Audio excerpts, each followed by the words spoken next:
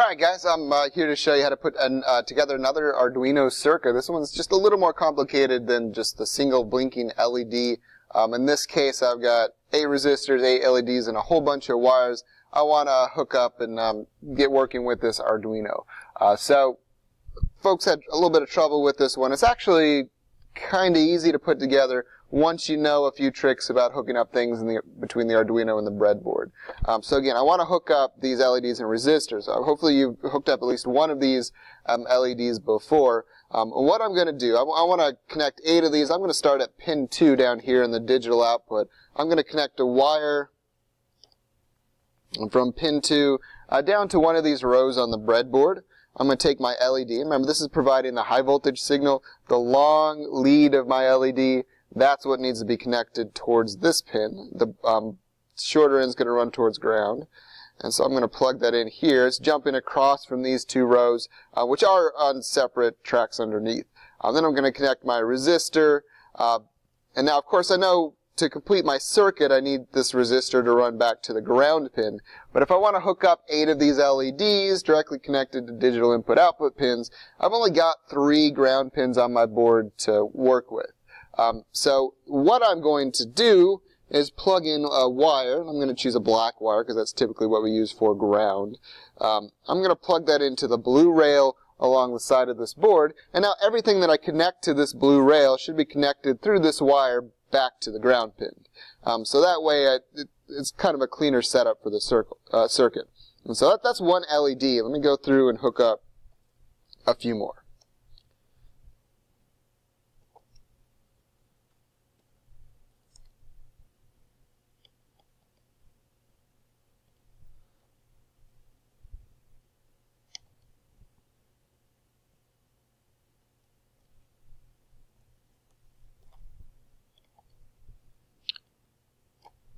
Now, of course, where exactly I put these wires doesn't matter so long as the things that I want to connect are connected to the same row.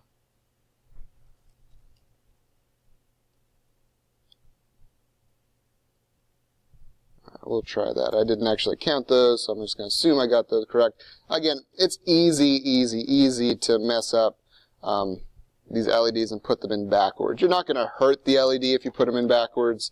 That one looks like it might be burned out. You're not going to hurt the LED if you put it in backwards. It just won't blink. So if you have an LED that's not blinking, there's a good chance that you put it in backwards. Just pull it out and put it in back the correct direction. And your circuit should work if everything else is hooked up correctly. Now, of course, with the LEDs, you do want to make sure that you have a resistor somewhere in series on your circuit. If you just hook up an LED to one of the voltage sources on the board or directly to a battery without a resistor, there's a chance you will exceed how much power that LED is capable of handling and burn out the LED. Which they're not super expensive devices, but I only got so many of them at the moment, so be a little bit careful with the LEDs. Now again, we're hooking up a whole bunch of things here. It's easy to get your LEDs or your resistors or your wires off by 1 or 2 rows, so that's something you can check pretty easily if one of your LEDs isn't coming on. But as it stands right now, I've got 8 LEDs hooked up to 8 resistors. They're all connected to this blue rail, which is connected back to ground. And that looks a little bit like a mess, but really each individual piece is pretty simple. So let's stroll over to the Arduino IDE and create a circuit to run all of these LEDs. So I've got 8 LEDs. I could create 8 variables kind of like we did before. I could have LED pin 1, LED pin 2, LED pin 3, and so forth. But that's going to get kind of painful to work with. And so what I can do instead is use something called an array. So I'm going to create a variable called LED pins, and to make this an array, I use these little square brackets. And I'm going to put an equal sign, and in the squiggly brackets, I'm going to create a list of all the pin numbers I'm using for my circuit. And so I'm using pin 2, pin 3, pin 4, pin 5. Actually, let me make this a little bit smaller. I think I'm going through pin 9. on my Arduino. And so all this array is a list of numbers. It's just like a variable, except each member in this list is an integer. And what this does is let me run through the list of numbers I've got that correspond with the pins over here on my board real quick using a for loop. So again, I need to set up each of these digital input-output pins so that I specify that they're outputs. And I can do that using a for loop. So for, and then in parentheses, I'm going to create a counter for my loop. So I'm going to say integer I. I want to start at 0. I want I to be less than 8 because there are 1, 2, 3, 4, 5, 6, 7, 8 things in my list. I just space these out because I like the way that looks better. And then I plus plus is the shorthand for incrementing I by 1 each time I go through this loop. And so to access the elements of my LED pins array, this list of numbers, I'm going to do LED pins with square brackets. And inside the brackets, I put a number that corresponds with each of these numbers' placement in this array. So just be a little bit careful with C, C++, and the Arduino programming, which is based on that. These numbers start indexing at 0. So if I put LED pins and 0 in brackets, that's going to get what's called the 0th element of this array. So that would be 2. If I put 1 inside these brackets, that would get the second element of this list. So if I put in 7, for example, that's going to get me the 8th element of this list. But I'm using this for loop, and this for loop's going from 0 to 7. Remember, I is going to be less than 8, so it's going to stop at 7. And so if I put in I in these square brackets, I'm going to get the 0th element, the first element, second element, and so forth, as I is incremented in the for loop. Okay. Of course, what I want to do with this variable is set the pin mode.